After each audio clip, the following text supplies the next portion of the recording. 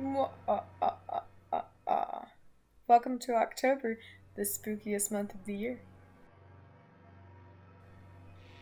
For me, Halloween starts as soon as the official day of fall hits. So, of course, for October, I had to do a Halloween themed spread, complete with haunted Victorian house and witch flying over the moon. I wanted it to look like a picture framed over a credenza with a bowl full of candy ready for trick-or-treaters. The creepy house I kept black and white, trying to up the creepy factor, but the colors I used for the candy were Scooby-Doo themed or loosely Scooby-Doo themed with some fuchsia and bright neon-ish green. The calendar page is super simple. It is backset by some gravestones, and I also colored this in with that neon green color and also an orange because there's a graveyard and a pumpkin, which I know is stereotypical Halloween, but we're going full stereotype for this month. Which brings us to our requisite witch hats on top of the habit tracker page.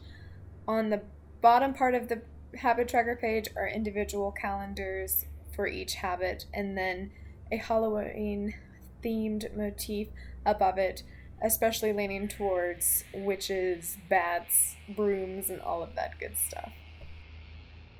To the right is the gratitude tracker, which I think is my favorite page for this month.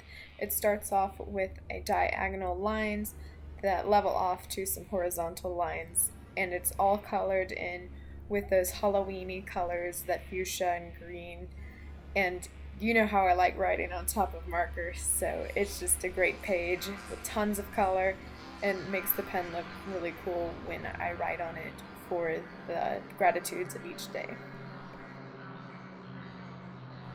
Even though this theme is super simple, I really love how it lends so well to that Halloween, fun, kid-like excitement with all the fun colors that just go crazy and lighten up the spread like nothing else that I've ever done.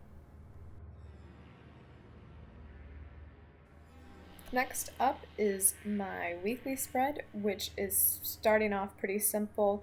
It's going to have the layout of each hour of the day so I can plan out my activities according to the time that they take. This is something that I do sometimes to help organize my days when I've got a lot of stuff that I have to get done in a week, especially with really time-intensive work tasks.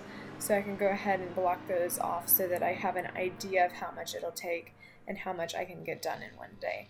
I use those nice bright colors in stripes at the top of each of those columns for each day, and I like how this really mimics that gratitude tracker and puts a lot of color on the page without a ton of intricate doodles. In between the stripes, I put up some doodles of candy just to keep that candy theme going through the pages, since I didn't really come back to it since I used it on the first page. And then on the bottom are those requisite pumpkins, since it just can't be Halloween without pumpkins and jack-o'-lanterns. And then maybe I'll calm down by the time November rolls around and just go with straight pumpkins instead of those jack-o'-lantern ones.